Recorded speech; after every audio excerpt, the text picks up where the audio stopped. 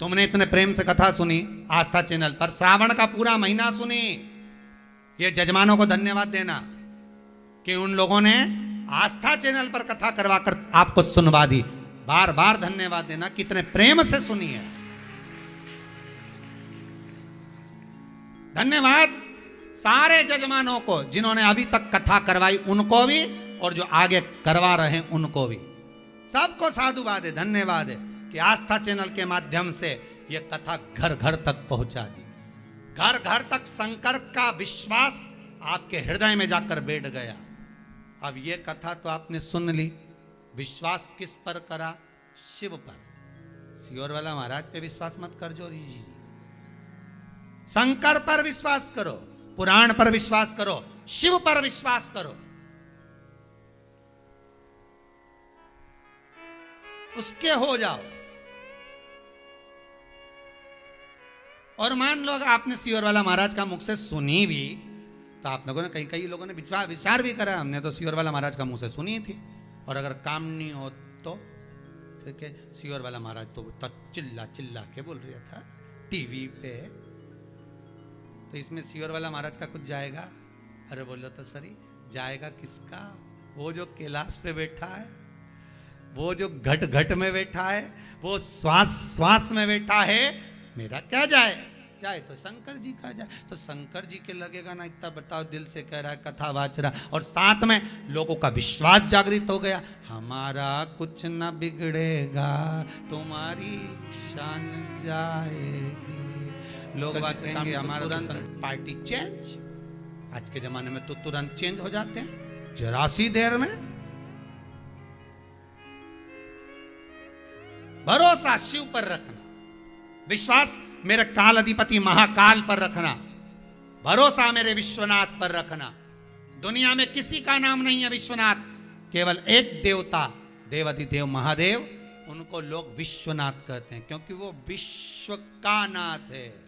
किसी को अनाथ नहीं देख सकता, सबको सनाथ रखे, वो विश्वनाथ। भरोसा उस पर रखिए, विश्वास उस पर रखिए, दृढ़ता उस पर रखिए। क्यों ना करेगा?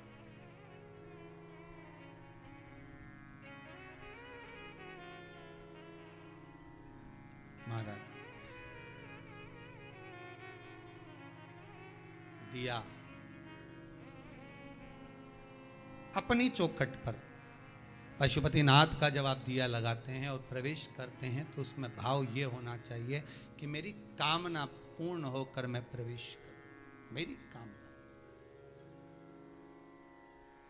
तेरा ही दिया मैंने खाया पिया है, तेरा शुक्रिया, तेरा शुक्रिया। बड़ी बड़ी कृपा तूने करी है सब, बड़ी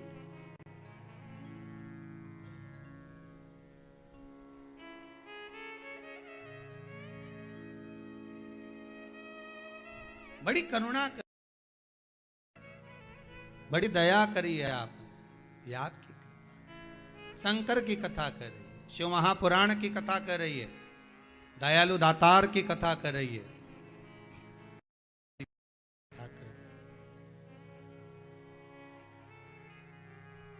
चौखट पर सिर झुका देना फल की प्राप्ति।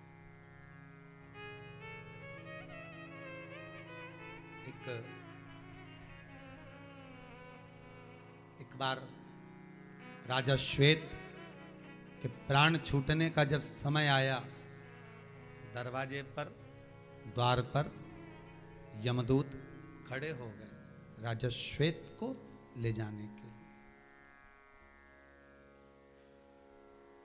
और द्वारपाल जो खड़े थे ना दरवाजे पर, वो उनको देखकर मुस्कुरा रहे थे, उनको देखकर हंस रहे थे। क्यों? क्योंकि दरवाजे पर जो राजा श्वेत के लिए यमदूत आए हैं, उनको देखकर इसलिए मुस्कुरा रहे थे कि वो अंदर पूजन में लगा हुआ है, स्मरण में लगा है। भले आप दरवाजे पर खड़े रहो, भले आप द्वार पर खड़े रहो, पर अंदर तो आप प्रवेश नहीं कर सकते, अंदर जा नहीं सकते। बहुत बहुत सुंदर बात है महाराज, बहुत अच्छे चरित्र का वर्णन है धेनु मानस के अंदर। गीता प्रेस गोरखपुर की गौ अंक कल्याण का, कभी मौका मिले तो अवश्य पढ़ना। गीता प्रेस गोरखपुर का कल्याण का गो अंक पढ़ना, उसमें लिखा है कि घर में कितने भी दोष हो, केवल एक गौ माता को घर के अंदर प्रवेश करा देने पर सारे दोष अपने आप समाप्त हो जाते हैं। घर की चौखट में अंदर गौ माता का प्रवेश जब होता है, सारे दोष अपने आप समाप्त हो जाते हैं। एक एक दोष को समाप्त करने की जरूरत नहीं पड़ती, गौ माता प्रवेश करी और दोष समाप्त। गौ माता प्रवेश करी और दोष समाप्त। पर गुरुजी अब हम रहने लगे तो क्या गाय का प्रवेश कैसे कराएं? तो निवेदन है, नया मकान, नया भवन, ब्राह्मण आपके यहाँ पूजन करने आए, वास्तु पूजन कराएं। उससे पहले जब वास्तु पूजन प्रारंभ हो, उससे पहले एक बार गौ माता को आपके नए मकान में, नए हॉल में या दरवाजे से अंदर एक बार उसको प्रवेश दे दो, एक बार उसको अंदर प्रवेश दे दिया जाए। जब वो अंदर जाए, एक बार गौ माता को अंदर प्रवेश दिया जाए। 33 कोटि देवता उस गौ माता के अंदर विराजमान, 33 कोटि।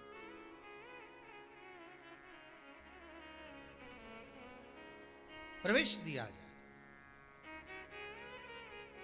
आपको कहा था, ध्यान में होगा शायद, कि शंकर के मंदिर में जब आप जल का पात्र लेकर जाते हैं, जल का पात्र लेकर शंकर जी को समर्पित करते हैं, तो जब आप जल का पात्र शिव को समर्पित करते हो तो खाली लेकर ना आकर उसमें 2 बूंद भले बाबा के चरणारविंद का चरणामृत हो, भले 2 बूंद जल हो, पर उसमें होना चाहिए शिव का प्रसाद। उस जल को भले द्वार पर, घर पर, सब जगह सर्वस्व उसको छीट दिया जाए, पर वो जल हो।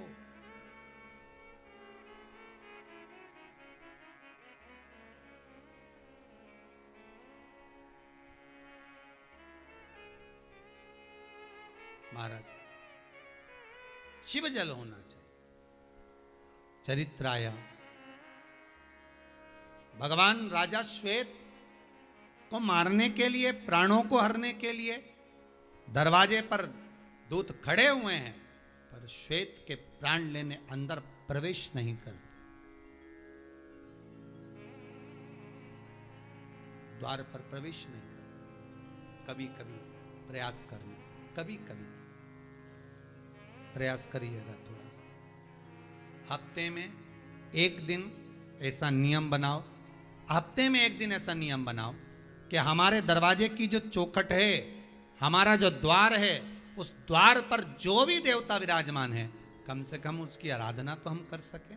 पहले तो ऐसा नियम था, आप लोगों को शायद मालूम है कि नहीं मालूम, पहला ऐसा नियम था कि शाम के समय पर चौखट पर दिया जरूर लगता था, और अगर चौखट पर नहीं लगता था तो चौखट के बाहर ऐसा कुछ आलिया होता था, उस आले के अंदर दिए को रख दिया जाता था। और कहीं कहीं गाँव में, कहीं कहीं क्षेत्रों में आज भी वो क्रम है।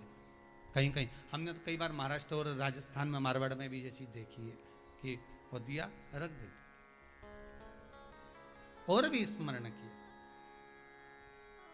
अगर वो नहीं करते थे तो घर की जहाँ बैठक होती थी, उस बैठक में तिलसोत, ये जो लंबी वाली जो दिया होता है ना, तिलसोत लंबा दिया जिसमें 6 दिए की बत्तियां लगाई जाती है, लंबे जो तिलसोत होती है, वो तिलसोत हॉल के अंदर जहाँ बैठक होती थी, बैठक में जहाँ लोग बैठते थे, वहाँ तिलसोत जरूर लगता। आजकल तिलसोत कब लगती है? केवल दिवाली के टाइम पर शास्त्र की रीति कहती है प्रतिदिन जहाँ बैठक है, जहाँ आप बैठ रहे हैं, जहाँ आप कुछ कमा रहे हैं, जिस जगह पर बैठकर संसार के लोगों से आप वार्तालाप कर रहे हैं, कुछ इनकम आपकी वहाँ हो रही है, स्त्रोत जहाँ बढ़ रहा है, वहाँ तिलसोत को अवश्य लगाना चाहिए। तिलसोत होती है लंबी, नीचे से उसमें एक रखने का होता है, उसके ऊपर एक मोटी सी डंडी लगी होती है, डंडी के ऊपर इतना बड़ा एक दिए जैसा लगा रहता है, उसके अंदर 6 फलके होती हैं जिसमें बत्तियां लगी रहती है, वो तिलसोत कहलाता है, वो रखना चाहिए। पहले नियम था दरवाजे पर दीप लगाने का, वो समाप्त हो गया। बीच में नियम था दरवाजे की चौखट पर कंकु चावल लगाने का, कुंकु चावल। आज भी राजस्थान में मारवाड़ के अंतर्गत जो अगर आप दर्शन करेंगे तो जितने हमारे सालासर बालाजी का करो, मेहंदीपुर बालाजी का करो, श्याम जी का करो, या फिर आप दर्शन करें दादी रानी सती का करिए, तो आज भी वहाँ पर एक नियम है। आप दादी माँ के यहाँ जाएंगे रानी सती पर, तो आप वहाँ पर भी दर्शन करेंगे तो वहाँ एक चांदी का पाटला रखा रहता है चौखट के भाव से। किसके भाव से रखा रहता है? चौखट, माता के दरवाजे की चौखट। तो उस चौखट पर लोग स्वस्तिक बनाते, उसकी पूजन करते, उसकी विनती करते, उसकी आराधना करते, उसकी विनती करते, उस चौखट की स्वस्तिक बनाकर उसका पूजन कर रहे हैं, आराधना कर रहे हैं। उस द्वार का पूजन प्रयास करा करो। हफ्ते में एक बार ऐसा दिन बना लो कि मुझे आज के दिन अपने दरवाजे की कहीं कुछ भाग में, कुछ नहीं होगा तो जरा सा पोछा लगाकर जरा सा स्वस्तिक ही बना दूं, जरा सा मैं कुछ भाग कंकु ही लगा दूं, कुछ अक्षत ही लगा दूं। क्यों? जो दरवाजे के द्वारपाल हैं उनकी जो आराधना हो जाती है उससे लक्ष्मी भीतर प्रवेश करती है और जीव का कल्याण होता है। करने में क्या जाता है अपना, अपन देवता पूजें, स्मरण करें, भक्ति करें, आराधना करें, उससे ये भी तो कर। द्वार शिव का हो चाहे अपना हो, प्रत्येक दरवाजे पर, प्रत्येक देवी देवताओं के द्वार पर द्वारपाल विराज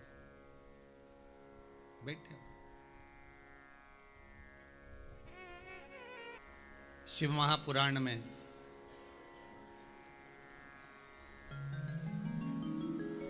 ध्यान दीजिएगा जरा, शिवरात्रि खंड को जब अपन पढ़ें, भाव को अगर स्पष्ट पढ़ा जाए तो उसमें बड़ा सुंदर भाव व्यक्त किया गया है। भगवान शंकर का अनुमोदन कर कर बड़ा सुंदर प्रसंग वर्णित किया गया है। एक भील अपने बच्चों के लिए भोजन देने के लिए जाता है। एक हिरण को साध कर धनुष और बाण लेकर बैठा रहता, कथा सुनी होगी। रात भर इंतजार करता है कि कहीं वो हिरण दिखे और उसको मैं मारूं और उसका जो मांस है वो मुझे लेकर। उसको नहीं मालूम था कि नीचे शिवलिंग था शंकर भगवान का, और भगवान शिव का शिवलिंग है, ऊपर जो पानी लेकर बैठा है, साथ में जो जल गिर रहा है, बेलपत्री गिर रही है, उससे शिव का अभिषेक हो रहा है। बान नहीं है उसको।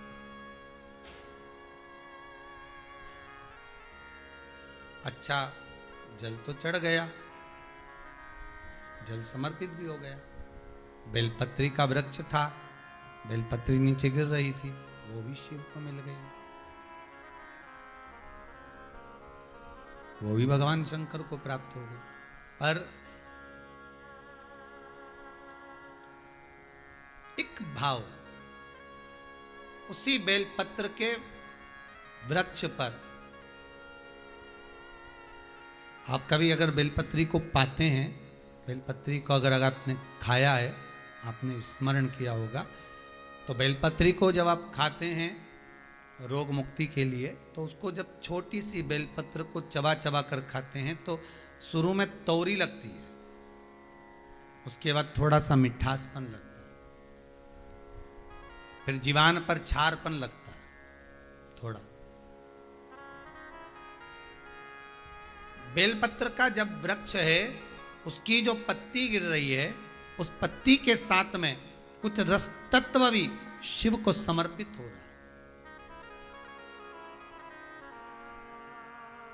वही रस तत्व, उसी को बेलपत्री की पत्ती के ही रस तत्व को मधु कहा गया। वो रस तत्व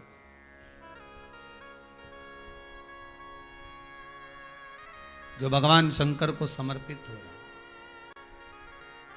भगवान शिव जिसको ग्रहण कर रहे हैं, धारण कर रहे हैं। मधु की महत्वता को बहुत ध्यान दीजिएगा। किस किस चीज के लिए मधु चढ़ता है शिव जी पर? शंकर को अगर अपन शहद चढ़ाते हैं तो किस चीज के लिए चढ़ता है, किस कार्य के लिए चढ़ता है? भगवान शिव को जो हम समर्पित कर रहे हैं मधु, तो वो किस चीज के लिए समर्पित होता है? 4 चीजें हैं भगवान शंकर को मधु क्यों चढ़ाया जाता है। पहला, रोग के निवारण के लिए। दूसरा, शरीर की जो नाड़ियां हैं जो चोक हो जाती हैं, ब्लड को रोक देती हैं जाने के लिए, उसके लिए भी शिव को शहद चढ़ाया जाता है।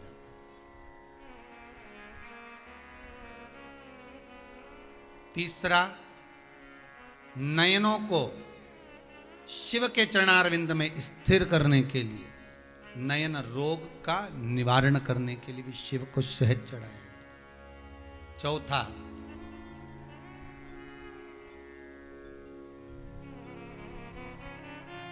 भगवान शंकर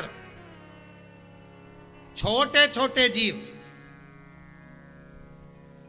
जो शिव से दूर नहीं है, कंकर से जो चिपके हुए हैं, जो कहीं जा नहीं सकते, उनको कोई पूछता नहीं, सब उनके विपरीत हैं, शिव उनको अपने करीब में लाकर पूरी सृष्टि का संचार करने के लिए, अपने नजदीक लाने के लिए शंकर उस सृष्टि खंड को अपने आनंद सुख में लेने के लिए उस शहद का पूर्ण अभिषेक, शहद मधु इसलिए चढ़ाया संपूर्ण विश्व कल्याण के लिए। अकाल मृत्यु वो मरे जो काम करे चंडाल का, काल उसका क्या बिगाड़े जो भक्त हो महाकाल। शिव की उपासना। अरे भाई, यहां तक संवाद है, यहां तक वर्णन किया जाता है कि बच्चा जन्म लेता है, जन्म लेने के बाद वो लिंगायत संप्रदाय में पहले भी कहा, आज फिर कहते हैं, अपन अपने गले में रुद्राक्ष की माला पहनते हैं, तुलसी की माला पहनते हैं, पर जो शिवलिंग की लिंगायत जो संप्रदाय है, जो केवल शिवलिंग की आराधना करती है, इसके सिवाय किसी की आराधना नहीं। लिंगायत संप्रदाय के अंतर्गत वो लोग रुद्राक्ष और ये सब चीज अलग बात, वो एक डिब्बी के अंदर चांदी की डिब्बी में शिवलिंग रखते हैं, शिवलिंग को पैक कर कर अपने गले में धारण करते हैं। लिंगायत संप्रदाय में, कि बड़ी भारी संप्रदाय में, लिंगायत संप्रदाय के किसी संप्रदाय जिसके अंतर्गत जन्म लिया बच्चा यदि गुरु मंत्र नहीं लेता तो मां उस बच्चे को दूध तक नहीं पिलाती जब तक गुरु मंत्र नहीं होता। शंकर के उपासक ऐसे भी, फिर गुरु जी को बुलाया जाता है, उसके कानों में शिव मंत्र दिया जाता है, शंकर का मंत्र देकर फिर उसको माँ दूध पिलाती कि ये शिव का हो गया, अब मेरा नहीं शंकर का है। अब रोग होगा तो शिव देखेगा, बीमार होगा शंकर देखेगा, कुछ भी तकलीफ होगी शिव जाने, हमने इसको शंकर को दे दिया, मंत्र हो गया। मतलब स्कूल में एडमिशन हो गया, स्कूल में एडमिशन हो गया, मंत्र। और अब आप में से कितने लोग हैं जिनके यहाँ बच्चा जन्म लेता होगा तो उसको गुरु मंत्र दिया जाता होगा, किसी गुरु जी को बुलाकर कहा जाता होगा कि इसके कानों में भगवान शिव का मंत्र दे दीजिए, राम नाम कृष्ण नाम कुछ तो दो, जन्म लिया है उसने, संसार सागर में आया है, कोई ऐसा मंत्र दे दो कि बच्चा बीमार ना पड़े, कोई ऐसा मंत्र दे दो कि आगे चलकर इसकी उन्नति होती रहे।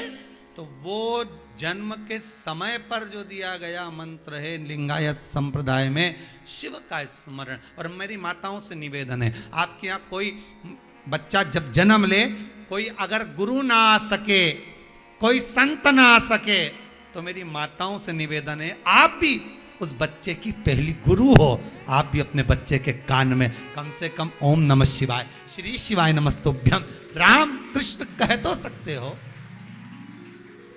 आप भी तो गुरु हो, आप भी तो उसके कानों में कह सकते हो शंकर का मंत्र, आप भी तो जन्म लिए बच्चे के कानों में कह सकते हो शिव का नाम।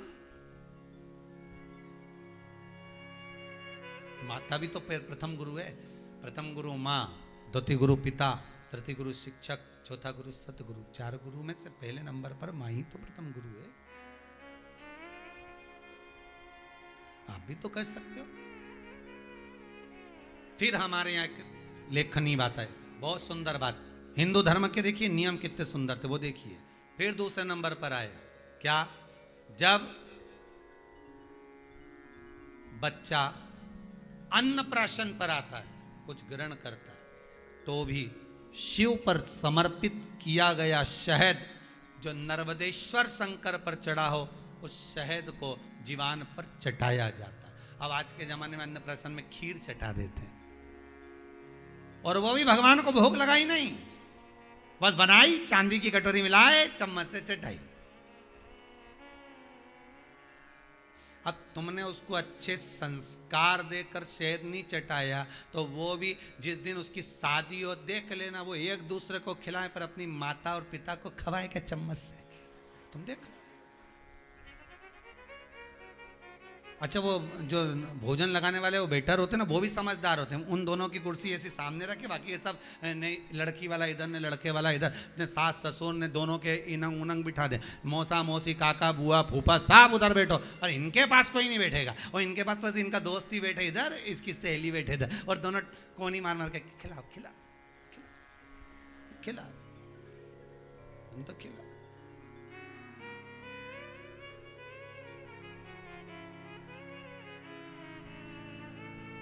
अब दोनों के माता पिता देख रहे हैं, तो जो जन्म के समय पर अन्नप्राशन जब कराया था, मुख में पहली बार अन्न दिया था, उस अन्नप्राशन के समय पर शंकर पर चढ़ा हुआ शहद का थोड़ा सा भाग अगर मधु का लगा देते, तो माता पिता के चरण छोड़कर बेटा कुछ खाता ही नहीं, जाता ही नहीं, फिर चुपचाप से जेब में भर के कमरे में नहीं ले जाता। खिलाना तो था,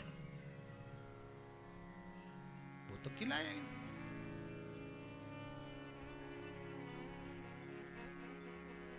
शहद मधु सुख प्रदान करने वाला, रोग मिटाने वाला, आरोग्यता देने वाला, आरोग्य सुख देने वाला, ऐसा भगवान शिव का सुंदर आनंदमय चरित्र। शिव महापुराण पंचामृत शिव महापुराण की कथा चल रही है, जिसमें मधुता का भाव कहा गया।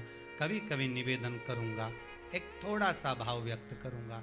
मान लो घर में अशांति ज्यादा हो, रोग बीमारी ज्यादा घेर रही हो, तो शंकर पर थोड़ा सा शहद चढ़ाकर आप जब पूजन करते हो, जल चढ़ाते हो, अनुष्ठान करते हो, अभिषेक करते हो, जब शिव जी का पूजन करें, जब शहद चढ़ाएं, तो उसमें से जरा सा शहद एक चम्मच में रख लें। वो चौखट पर लगा देने पर बीमारी, रोग, अशांति सब समाप्त हो जाता है। घर में सुख बढ़ना प्रारंभ हो जाता है, समृद्धि बढ़ना प्रारंभ। मधुता में सुख भी, शहद में सुखता भी।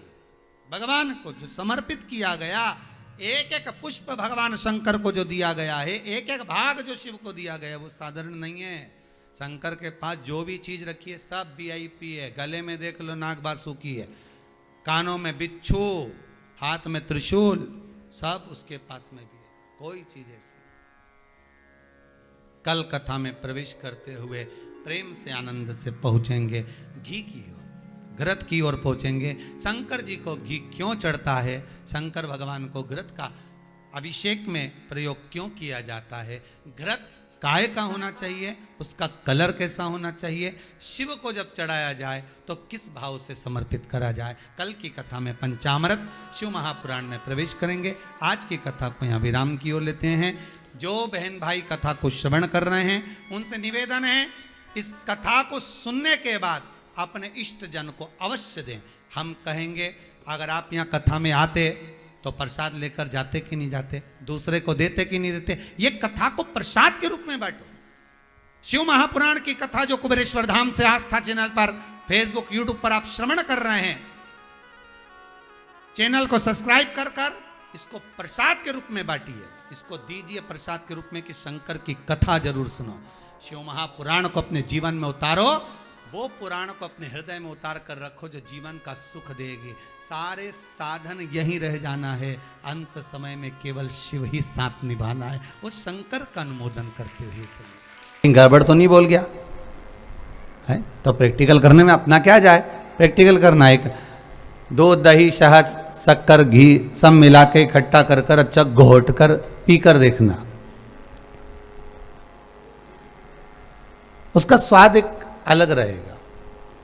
पर एक बार किसी नर्मदेश्वर महादेव का आप स्नान करा रहे हैं, दूध दही शहद शक्कर घी नर्मदेश्वर महादेव पर चढ़ा रहे हैं, या राम जी का या ठाकुर जी का या कृष्ण का या मेरे भगवान सत्यनारायण भगवान का, लक्ष्मी नारायण भगवान का, आप अगर स्नान करा रहे हैं, समर्पित कर रहे हैं, और उस पंचामृत को आप पी कर देखिएगा, उस पंचामृत को आप धारण कर कर देखिएगा, पान कर कर देखिएगा, दोनों में स्वाद बढ़ जाएगा। जो आपने ऐसे ही मिलाकर पिया है उसका कोई स्वाद नहीं है, एक साधारण सी बात है। पर जो आपने भगवान को समर्पित कर कर जो धारण किया है उसका स्वाद बड़ा है। अब केवल एक पंचामृत नहीं, एक केवल भगवान का प्रसाद ही नहीं, शिव महापुराण की कथा तो यहां तक कहती है कि इस शरीर पर आप जो वस्त्र भी धारण करें, भले आप साड़ी पहनते हैं, भले आप जो पैंट शर्ट जो जो धारण कर रहे हैं, आप जो वस्त्र आप पहन रहे हैं, यहां तक शिव महापुराण की कथा कहती है, भले वो 200 रुपए का हो, भले वो 100 रुपए का हो, 50 रुपए का हो, भले वो 500 रुपए का हो, पर एक बार जो वस्त्र आप धारण कर रहे हैं उस वस्त्र को पहले भगवान को समर्पित कर दो, और भगवान को समर्पित करने के बाद उसको अपने शरीर पर धारण कर लो। उसकी कीमत मात्र भगवान का स्पर्श करा देने पर अपने आप 4 गुनी हो जाती है, मात्र स्पर्श से।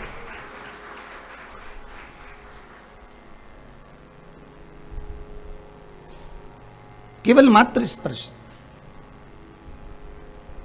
उसकी कीमत अपने आप बढ़ जाती है। और जब विचार करिएगा, एक वस्त्र की कीमत परमात्मा के चरणारविंद को मात्र स्पर्श करने से बढ़ जाती है, तो संसार का मानव यदि भगवान का मात्र स्मरण कर ले, स्पर्श कर ले, तो उसकी कीमत नहीं बढ़ेगी क्या? कीमत तो उसकी भी बढ़ेगी ना। पहले एक बात कही थी, आपको ध्यान में होगा, कि 4 बांस और 40 कंडा, गोबरी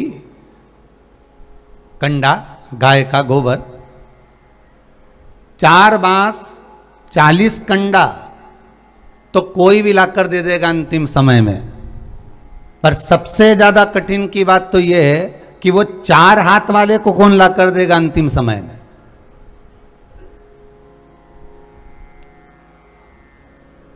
चार बांस और 40 कंडा तो कोई भी ला दिया है, 4 बांस और 40 कंडा तो कोई भी लाकर दे देगा, पर वो 4 हाथ वाले को बुलाना बड़ा कठिन। अंतिम समय में उसका स्मरण करना, अंतिम समय में उसको लाकर विराजमान करना, अंतिम समय में उसको लेकर आना, ये कितना कठिन।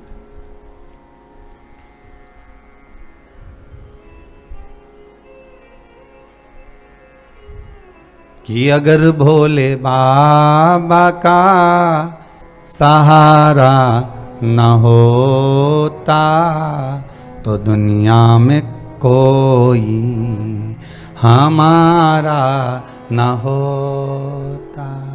फिर इस संसार सागर में फिर वो सुख नहीं है, फिर वो आनंद नहीं है।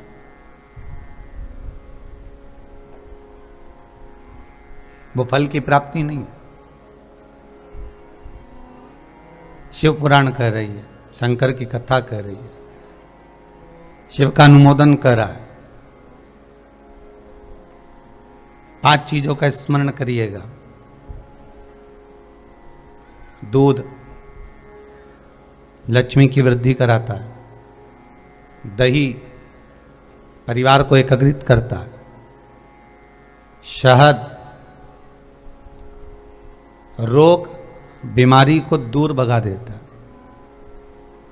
घी घृत वंश की वृद्धि कर देता है। कोई घात मनुष्य के लिए आ रही है, कोई घात आ रही है, उसको रोक देता है।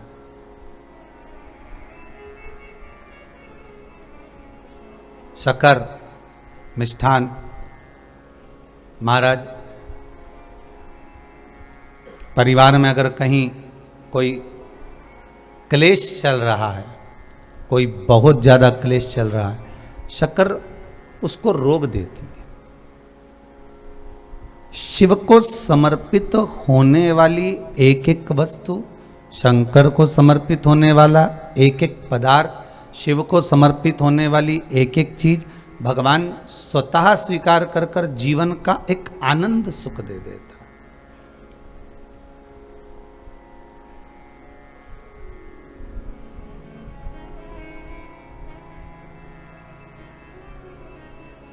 अपने आप में एक सुख प्रदान करता है।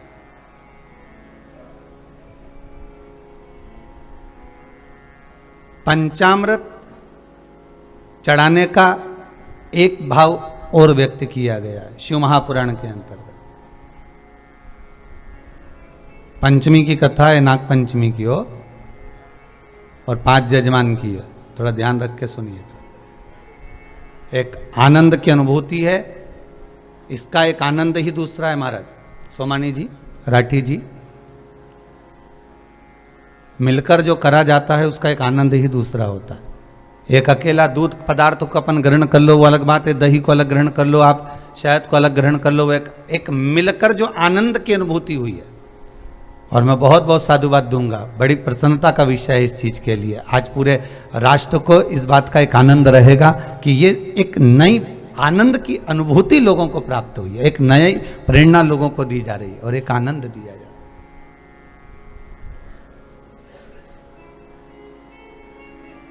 सुख पंचामृत को जोड़ा गया है भगवान की पंचायत से।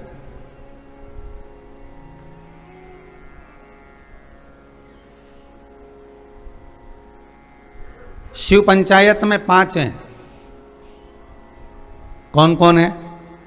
पहले नंबर पर देवाधिदेव महादेव शंकर भगवान, दूसरे नंबर पर श्री गणेश जी महाराज, तीसरे नंबर पर भगवान विष्णु,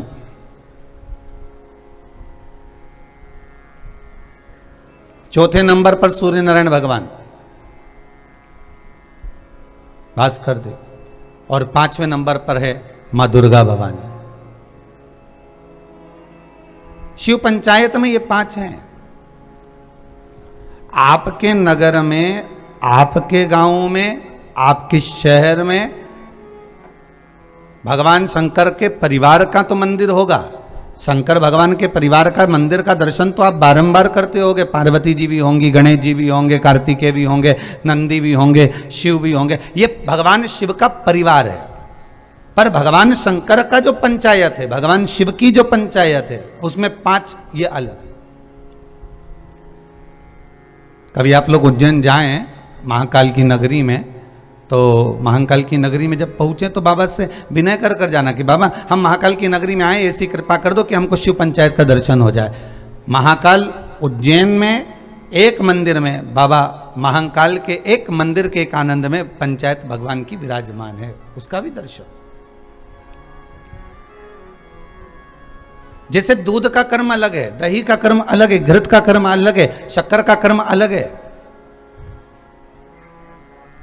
शहद का कर्म अलग है, उसी तरह हमारे देवताओं को भी एक एक अलग अलग क्रम बांटा गया कि आपको ये संभालना है। आप इस इंद्री के देवता हो, आपको मन पर विराजमान होना है, कि आपको नेत्र पर विराजमान होना है, कि आपको कहाँ भुजा पर विराजमान होना है, हस्त कमल पर विराजमान होना है, आपको कर्ण पर विराजमान होना है। जैसे गौ माता का एक फोटो आप लोग बार बार देखते होंगे, जितने लोग आस्था चैनल पर कथा सुन रहे हैं, जितने आप मोबाइल पर सुन रहे हो, फेसबुक यूट्यूब पर कथा सुन रहे हो, आपने गौ माता का एक फोटो देखा होगा, चित्र देखा होगा कि गौ माता के शरीर में कहां कहां कौन कौन से देवता विराजमान है।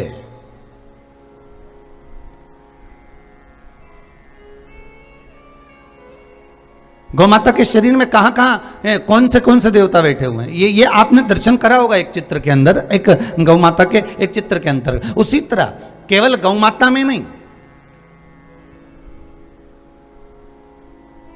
केवल एक अकेले गौ माता में नहीं, यहां तो शिव महापुराण की कथा कहती है, स्कंद पुराण कहती है, अग्नि पुराण कहती है,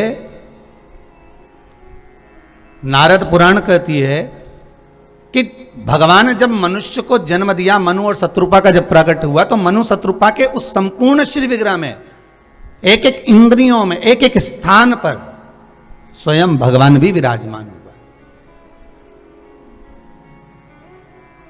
आप बहुत अच्छे से ध्यान दीजिएगा महाराज। दुनिया के लोग कहते हैं तो गलत क्या कहते हैं कि आप में भी राम है, मुझ में भी राम है, तुझ में राम मुझ में राम, सब में राम समाया है, जित देखो उत राम की ही माया है। जहां देखोगे वहीं पर राम है महाराज, हर जगह पर राम जी विराजमान है, अपने भीतर भी उसके भीतर भी, एक जलचर में भी, एक थलचर में भी, एक वायुचर में भी, हर जगह पर वो परमात्मा विराज। तो उस क्यों कहा गया कि परमात्मा हर एक में, उसका कारण हर इंद्री के अंतर्गत, हर स्थान पर, इस मानव के प्रत्येक अंग अंग में 33 कोटि देवताओं का स्थान है। आपको नेत्र पर विराजमान होना है।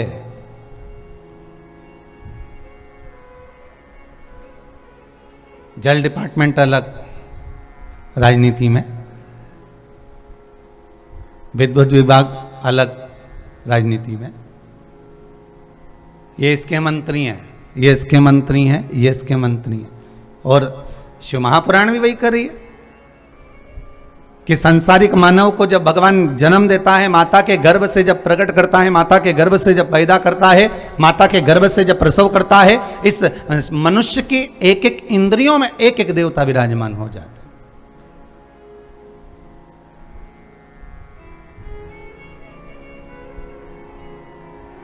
कि श्वास श्वास में शिव रटो, वृथा जन्म मत खोए, ना जाने इस श्वास का फिर आवरण होए ना होए। ये श्वास जो मिली है बड़ी मुश्किल से मिली, बड़ी मुश्किल से।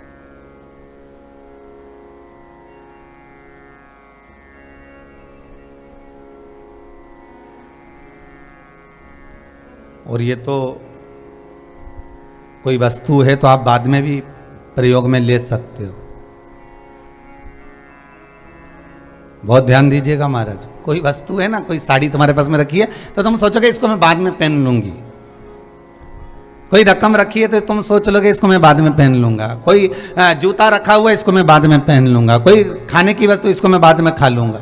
अभी तो गाड़ी में अपन अभी तो बैठे हैं, थोड़ी देर से खा लेंगे, रख लो अभी, रख लो, वहां से आएंगे ना जब अपन खाते हुए आ जाएंगे, अभी रख लो जरा, निकलेंगे ना जब अपन कुबेरेश्वर धाम से तो खाते खाते चलेंगे, रख लो अभी। है कोई वस्तु अगर आपने रखी है तो अपने पास साड़ी, कपड़ा, सोना, चांदी, हीरा, पन्ना, रतन, माणिक, मोती, कपड़े, आभूषण, ये सब आप रख सकते हो, मना नहीं है। पर एक ऐसी चीज है, वो है श्वास।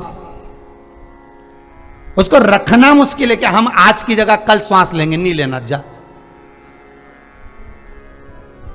नहीं अकड़ी जाए तुम तो ऐसे तो एक बार मन में आ जाए ना तुम्हारे तो तुम अकड़ लो एक बार दमदारी से, आज कुछ भी हो जाए मैं सांस नहीं लूंगी जा। नहीं खाने की सोचोगे तो चल जाएगा कि मैं कल खाऊंगी, नहीं खाऊं तो कुछ बिगड़ेगा कि तुम्हारा? अरे बोलो तो, जितने आस्था पर कथा सुन रहे कुछ बिगड़ने वाला है नहीं। पानी पीने का सोचोगे कि मैं, होता है तीज का त्यौहार आता है, छोटी तीज, बड़ी तीज, हरतालिका तीज, करवा चौथ, इसमें नहीं पीते तो पानी का चल जाएगा, भोजन का चल जाएगा, कपड़ा का भी चल जाएगा कि आज नहीं पहनूंगी मैं तो कल ही पहनूंगी या कपड़ा है, जूता का भी चल जाएगा कि आज मैं ये वाली चप्पल नहीं पहनूंगी मैं कल पहन लूंगी है, घड़ी का भी चल जाएगा, सामान का भी चल जाएगा, अंगूठी बीठी सब, रतन माणिक मोती सोना चांदी खाना पीना जितनी वस्तुएं तुम्हारे पास में, इन सब का चल जाएगा कि मैं कल, बाल भी अपन कल कटा लेंगे, सुन भी अपन, अरे बोलो तो कल लेंगे, देख भी अपन, आज नाटक नहीं देख रही ना मैं कल देख लूंगी, बाद में मैं मोबाइल पे देख लूंगी तुरंत, तो ये तो तुम कल भी कर सकते हो। पर एक कहीं का अकड़ में आके कह दे कि नहीं मैं तो श्वास ही नहीं लूंगा, नहीं मैं तो कल ही लूंगा, नहीं लेना। इतना में तो भगवान भी कहेगा रे फिर कहीं नहीं, कल तक तो निपट ही जाएगा, भगवान भी सोचेगा।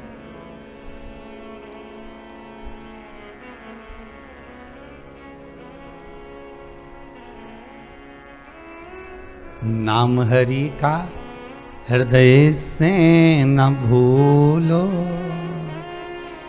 ये भुलाने के काबिल नहीं है, बड़ी मुश्किल से नर्तन पाया, ये गवाने के काबिल नहीं है, बड़ी मुश्किल से मिला। सब चीज छोड़ सकते हो, श्वास नहीं, श्वास छूट गई तो गए। मैं कल लूंगी, अब श्वास आज नहीं लूंगी, आज मैंने व्रत रखा है श्वास नहीं लेने का। भगवान भी सोचेगा कहां फंसा राम, अब ये श्वास ले नहीं तो आ जाए ऊपर, और इसकी श्वास निकली तो ये अपनी श्वास निकाल देगी ऊपर आके। भगवान भी सोचे ऊपर आते से जो उपद्रव मचाएगी ना, कि हमने तो तुम्हारे लिए श्वास छोड़ी थी, हमने तो तब करा था कि एक दिन श्वास नहीं लूंगी। सारी वस्तुएं, सारा सामान, सारा साज तुम कल प्रयोग में ले सकते हो, पर श्वास हर पल, हर घड़ी, हर क्षण प्रयोग में लेना पड़ेगी। सो रहे हो तो भी, जाग रहे हो तो भी, खा रहे हो तो भी, रो रहे हो तो भी, हंस रहे हो तो भी। बस शिव महापुराण की कथा यही कह रही है कि श्वास लेना जरूरी है, हर पल, हर घड़ी, हर क्षण शरीर के लिए। उसी तरह शिव नाम लेना जरूरी है उस परमात्मा से मिलने के लिए, हर पल, हर घड़ी, हर क्षण। हर पल, हर घड़ी, हर क्षण उस परमात्मा का नाम लेना बहुत जरूरी। हर पल अगर आपको लगता है ये श्वास का कोई भरोसा नहीं, सब कब छूट जाए, कब चली जाए, कब समाप्त तो हो जाए, किसको मालूम।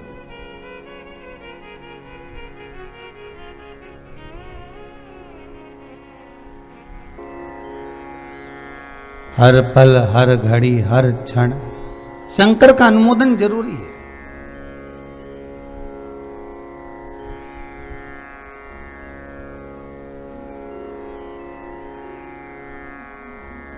देवराज नाम का ब्राह्मण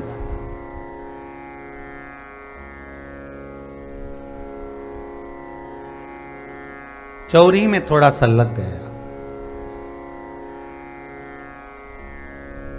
एक बात बहुत ध्यान से सुनिएगा कि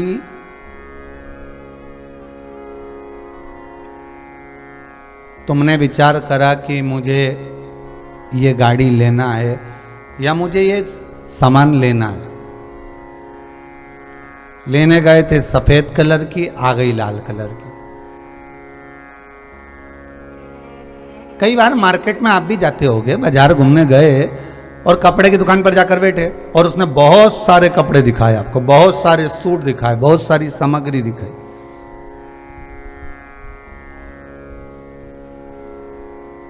और बहुत सारी सामग्री जब आपने देखी, बहुत सारा कपड़ा आपने देखा, आप पसंद करने गए थे कि ये वाला लेना है मुझे और इस कलर का लेना, भले घर से सोच कर चले गए, पर वहां पहुंचने के बाद जो सामान देखा, देखते से ही मन में आया अपन तो वो कलर बाद में ले लूंगी, ये नया कलर दिख रहा है, यही वाला लेते हुए चित्तवृत्ति में वो बैठ गए। चित्तवृत्ति में वो आ गया कि वो कलर मुझे लेना है और ये कलर मुझे रखना। अब लेने गए थे पीला, ले आए लाल, लाल गए थे तो नीला लेकर आ गए, नीला गए थे तो हरा लेकर आ गए, हरा गए थे तो कहीं कत्थाई लेकर आ गए। तुरंत चेंज। बस उस वही शिव पुराण वही कर रही है।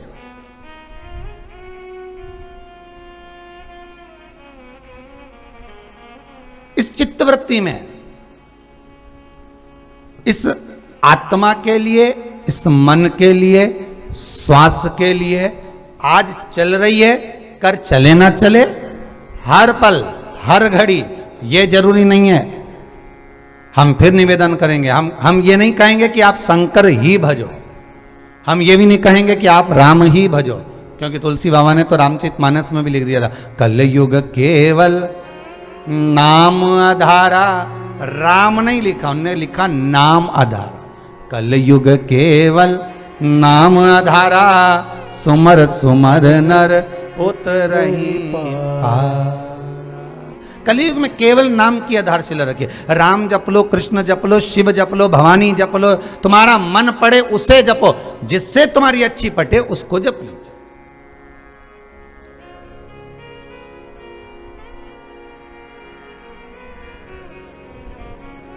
अब हमारी इनसे अच्छी पटती होगी, इसलिए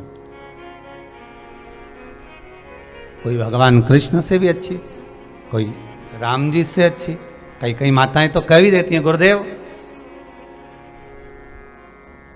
अब हमारा घर में तो हमारे यहाँ पहले से ठाकुर जी बैठा लड्डू गोपाल, अब हमारे यहाँ पहले से लड्डू गोपाल जी बैठे हैं, ठाकुर जी बैठे, कन्हैया जी बैठे हैं। अब आप बताओ हम शंकर जी लाएं कि नहीं लाएं? तो हमने कहा, हमने तुमसे कहा कि लेके आओ। अरे हम आपसे बोल रहे हैं कि शिव जी लेकर आइए। शिव पुराण तो कहती है ठाकुर जी की सेवा कर रहे हो तो ठाकुर जी की करिए। हाँ, ये जरूर हो सकता है कि ठाकुर जी तुमको पकड़ कर, जैसे शंकर भगवान कृष्ण भगवान का दर्शन करने के लिए आए, कौशल्या मैया जी के यहाँ पर अयोध्या में मेरे भोलेनाथ राम जी का दर्शन हुआ। क्या कि शंकर जी ने तो अलग जगाई, शिव जी ने जाकर दोनों जगह अलग जगह, राम जी के समय पर भी, कृष्ण जी के समय पर।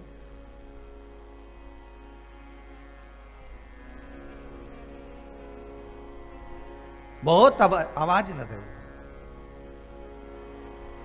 शिव आवाज लगा रहे हैं यशोदा जी के दरवाजे पर, भगवान शिव आवाज लगा रहे हैं कौशल्या मैया के दरवाजे पर, शंभो। जो आवाज लगाया, यशोदा जी बाहर जाकर दर्शन करी, बाबा के गले में नाक पड़ा हुआ है, जटा जूट बने हुए हैं। अब ईमानदारी से बोलो, कोई ऐसा जटा जूट बांध कर, भस्म रमा कर, खूब श्रृंगार कर कर और भयंकर रूप रखकर, नैनों में सुरमार, माथे पर तीसरी नेत्र लगाकर और नेत्र लगाकर और मुंडों की माला पहनकर कोई तुम्हारे यहाँ सवेरे सवेरे मॉर्निंग में आ जाए और आते से कह दे गुड मॉर्निंग कराए और कह दे प्रातः का वंदन।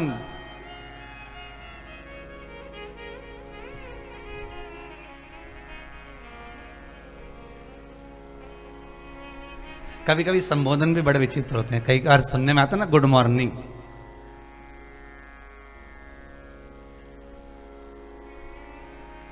गुड मतलब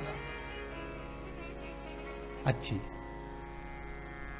मॉर्निंग मतलब मेरी माता, गुड मॉर्निंग मतलब माँ, रनिंग मतलब सवेरे से उठते से ही मेरी गुड माँ सवेरे से उठ के ही रनिंग करना चालू कर देती है, वो गुड मॉर्निंग है। केवल घर की एक माई तो है सुबह से उठकर चल देती है तुरंत, बहुओं को तो आराम से उठ रही हैं, चल रही हैं, पर माँ उसको मालूम है बहू आएगी जब चाय बनाएगी उससे पहले मैं बना देती हूँ। गुड माँ रनिंग, उसी का नाम है गुड मॉर्निंग। मेरी अच्छी माँ प्रतिदिन सुबह से उठकर दौड़ दौड़ कर काम करती है, वो रुकती नहीं है, दौड़ती रहती।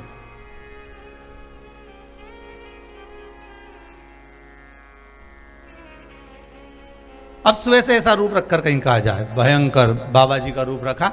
अब शिव जी तो शिव जी, जो अपने ससुराल गए तो सच के नहीं गए। भगवान भोलेनाथ जब अपने ससुराल गए थे कितना प्रयास करा था भगवान शंकर के लिए, कितना प्रयास। लक्ष्मी मैया ने तो शुद्ध भगवान विष्णु से कह दिया था, प्रभु जी भगवान की शादी है तो कहीं थोड़ा और श्रृंगार विंगार करा दो, तो भोलेनाथ जी का श्रृंगार हो। भगवान विष्णु बोले उनके पास बहुत अच्छे अच्छे पार्लर चलाने वाले हैं, नंदी भृंगी श्रृंगी जितने हैं वो सब भारी है, वो चिंता मत करो, सब तैयार कर देगी। और क्या जोरदार तैयार करा, जटाजूट बांध बुना के उस पे चांद को रख कर, और गले में सांपों की माला, कानों में जोरदार बिच्छू। हमेशा तो इतना बड़ा पहनते तब की बार बड़ा बड़ा लाए, क्योंकि शादी है।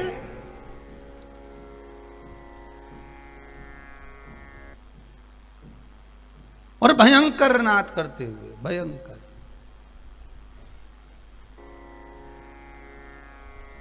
वो तैयार बाबा तो यशोदा जी के दरवाजे पर पहुंचे तो थोड़ी ना ऐसे ही पहुंच गए थे, अच्छा बढ़िया सज धज के वैसे भी कहीं जाओ तो थोड़ा बहुत तो कुछ नहीं तो ऐसे ऊंचा ऊंचाया बाल पे कंगा फेर लो, हैं भले चोटी करिए अपन डबल से नहीं कराए, परंतु ऊंचा ऊंचाए पे फेर फुरा के और बढ़िया जोरदार थोड़ा सा पाउडर का डब्बा सा पाउडर गिराया, लपेट लपेट के बोझ जा।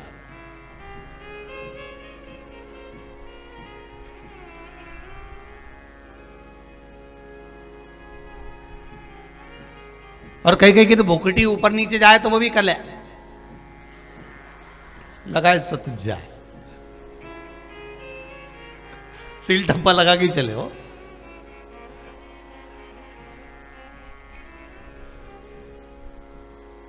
अब यशोदा जी के यहां पहुंचे।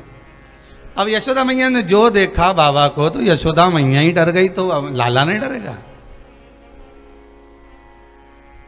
यशोदा मैया से कहा हमको लाला का दर्शन करा दो। यशोदा जी बोली बाबा पहले तुम्हारा दर्शन किसी ने करा कि नहीं करा वो बता दो, हम तो करा देंगे लाला का दर्शन, पर तुम्हारा दर्शन किसी ने करा कि नहीं करा। इतने में बाबा बोले हमारा दर्शन करने के लिए तो जगदम्बा दिन रात बैठी रहती है।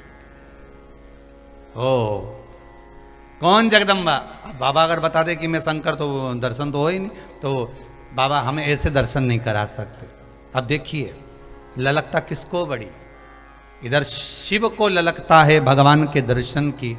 भगवान को मालूम पड़ा भोलेनाथ आए हैं तो भगवान कृष्ण रोना प्रारंभ कर दिए मिलने के लिए परमात्मा से।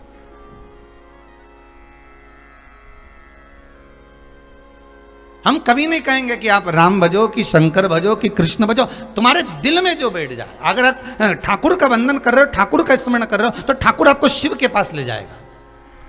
जिस कृष्ण की आप प्रतिमा के स्वरूप का पूजन कर रहे हो, भगवान कृष्ण का अगर अनुमोदन कर रहे हो, भगवान कृष्ण का अगर स्मरण कर रहे हो, पूरे भूमंडल में, पूरे ब्रह्मांड में,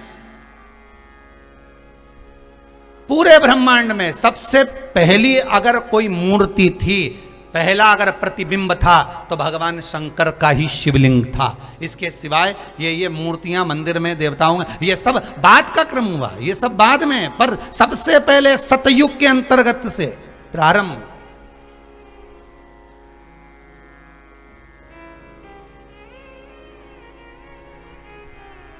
मेरे भारत की भूमि, इस भारत माता की गोद को, इस भूमि को कहीं से भी खोद कर देख लेना, इसमें कहीं ना कहीं कुछ मिले ना मिले पर मेरा शंकर का शिवलिंग जरूर मिलेगा। क्योंकि इस ब्रह्मांड का सबसे पहला अगर प्रतिबिंब कोई है, कोई देव अगर है तो वो देव आदिदेव महादेव है।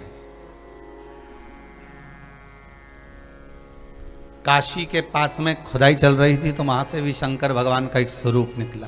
उज्जैनी महाकाल मंदिर में भी अभी खुदाई चल रही है तो उसमें भी आपने दर्शन करा होगा, एक शिवलिंग का स्मरण निकला।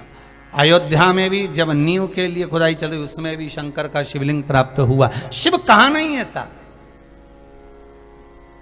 भारत की भूमि के ब्रह्मांड में कहीं पर भी, इस भारत माता की गोद को कहीं पर भी अगर आप खोदेंगे तो वहां शंकर मिलेगा।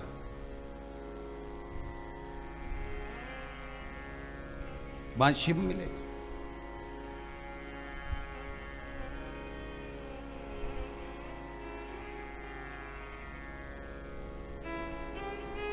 बस उसका स्मरण केवल नाम के आधार आप जिसको भजना चाहे, आपकी चित्तवृत्ति से आप जिसे भजें। देवराज ब्राह्मण है, ब्राह्मण कुल में जन्मा है, ब्राह्मण परिवार में जन्म लेने के बाद भी अगर चोरी कर कर धन को लेकर आ रहा है तो ये उसकी चित्तवृत्ति में परमात्मा ने लिख दिया है। संसार के मनुष्य को मेरा भोलेनाथ जब जन्म देता है, माता के गर्भ से जब बच्चा पैदा होता है, जब उसकी नाल कटती है, नाल कटते से उसका भाग्य संपूर्ण लिख दिया जाता है कि ये क्या करेगा, मृत्यु लोक में जाकर कितनी श्वास लेगा, कितना भजन करेगा, कितना दान करेगा, कितना पुण्य करेगा, कितना सत्कर्म करेगा, कितना नाम जाप करेगा, कितना कितना कपट, कितना छल, कितनी बेईमानी, कितना प्रपंच, कितना झूठ। भगवान ने एक एक चीज लिखकर भेजा हुआ है कि कितनी। और ये इसका प्रमाण देखना है तो श्रीमद् भागवत कथा में देख लीजिए। भागवत कथा में इसका प्रमाण मिलता है। शिशुपाल की कथा उठाकर लाइए। भगवान कृष्ण की बुआ का लड़का भगवान को गालियों पर गालियां दे रहा है और भगवान दाऊ जी से कह रहे हैं 98 हो गई है दाऊ दादा। दाऊ दादा बोले तू गिन रिया था क्या? दाऊ भगवान बोले गिनने की तो जरूरत नहीं, ऊपर इतनी जोरदार लिखा पड़ी चले, यहां का तो कंप्यूटर फेल हो जाए पर वहां का कुछ नहीं हो। अरे यहां तो ऑफिस में से फाइल भी गायब हो जाए साहब, वहां तो गायब ही नहीं होती। नहीं तुम एक आध दिन यमराज आ जाए बंदी बनाने और तुम चित्रगुप्त महाराज को देखकर कह देना ये तू एक काम कर 5 लाख रुपए ले जा, हमारी फाइल गायब कर दे ऊपर से। चित्रगुप्त महाराज बोले फालतू की बात मत कर, वो मेरे को गायब कर देंगे। तो फाइल की बात करता है, वहां तो हिसाब है पूरा पूरा। गरुड़ पुराण कहती है जब किसी व्यक्ति के प्राण छूटते हैं हजारों बिच्छू डंक मारे इतनी तकलीफ उत्पन्न होती है, गरुड़ पुराण में लिखा हुआ है। तो वो बिच्छू की तकलीफ नहीं है, तकलीफ इस बात की है कि जो तुमने करा, तुम्हारे प्राण छूटते समय चित्रगुप्त महाराज पूरी फाइल लेकर तैयार खड़े मिलते हैं, ले अब हिसाब दे, ले हिसाब और दे। विचार करिए।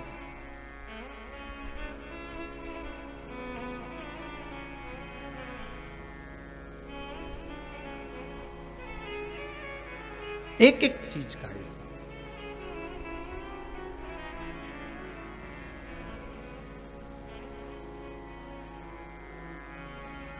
किस चीज की?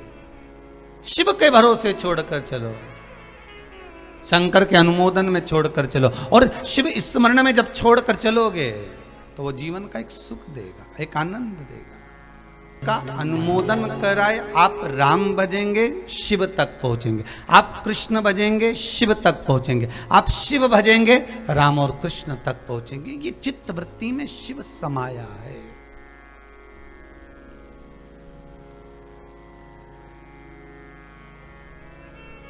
शंकर के भजन में, शिव के स्मरण में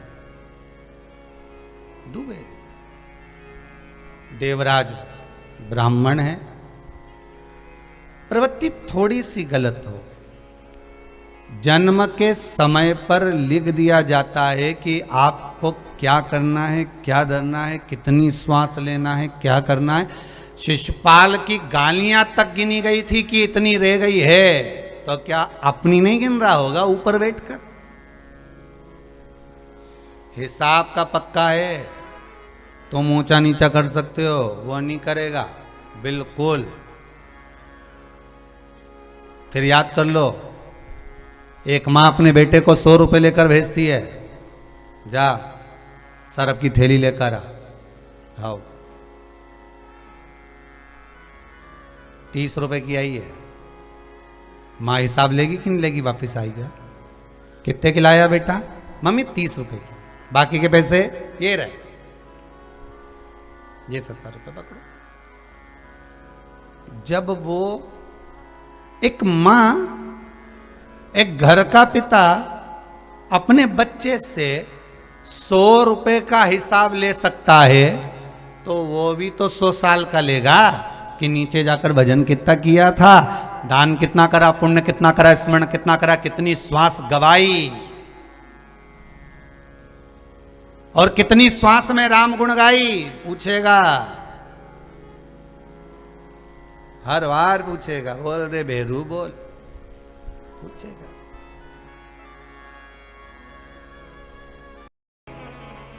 फिर कहोगे भेजा था तो तने भजन के लिए था, पर क्या करूं, जब जब भोजन करता था, जैसे ही 1 बजे भोजन किया फिर तो 2 घंटा की तो नींद चाहिए, और ऊपर से ये सियोर वाला महाराज 1 बजे ही आ गया। अब रोज तो आस्था चैनल पर 2 बजे कथा आ रही थी और मालूम पड़े आज 1 बजे से आ गई। अब बताओ, इधर से खाने से निपटो, भोजन करके, ऊपर से ये टीवी नहीं देखो तो दिल नहीं माने। 2 दिन कथा नहीं हो, 1 दिन 2 दिन तो लोगों के ऐसे फोन आना चालू हो जाते हैं, ऐसे हमारा तो जिवड़ा नहीं लग रहा, हमारा तो मन नहीं लग रहा। अब तुम्हारे जिवड़ा के चक्कर में गला का करें ये तो बताओ। अब तुम तो कह दो हमारे तो मन ही नहीं लग रहा, अब क्या करें। वो तो आस्था चैनल वालों का भला हो, जो एक दिन बीच में भी गैप हो गया तो पुरानी कथा लगा दी, पर लगा दी उनने कि इनका जिवड़ा लग जाए हो।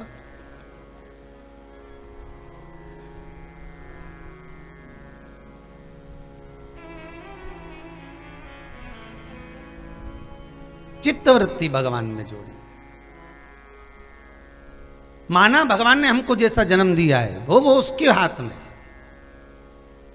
कितना धन दिया है ये उसके हाथ में, कितनी संपदा दी है ये उसके हाथ में। देवराज नाम का ब्राह्मण कुल में जन्म लेने के बाद, अगर ब्राह्मण कुल में जन्म लिया था तो भजन करता, स्मरण करता, कीर्तन करता, नाम जाप करता, नाम स्मरण में डूबा रहता, पर वो नहीं डूबा, वो चोरी में लगा रहा। फिर निवेदन करूंगा, ब्राह्मण का छोटे से छोटा बच्चा हो, चाहे बूढ़े से बूढ़ा व्यक्ति हो, ब्राह्मण कुल में अगर जन्मा है तो उसका सम्मान होना चाहिए, उसका आदर, उसका सत्कार होना चाहिए।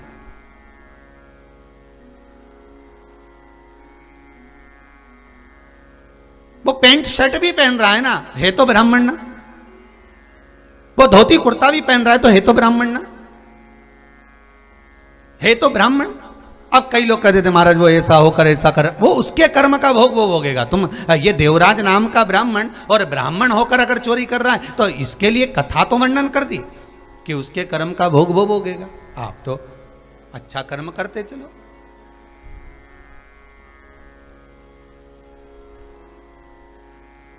जो मिला है शरीर, इसके माध्यम से कुछ अच्छा कर चलो। उसने बेकार कर्म करा तो उसकी निंदा नहीं होना, उसने अच्छा कर्म करा ठीक है, बाबा की कृपा है, बहुत अच्छा, पर निंदा का फल। देवराज नाम का ब्राह्मण धन लेकर गया, शिव मंदिर के अंदर बैठ गया, शंकर के मंदिर में अंदर बैठकर उसको तपन हो रही है, बुखार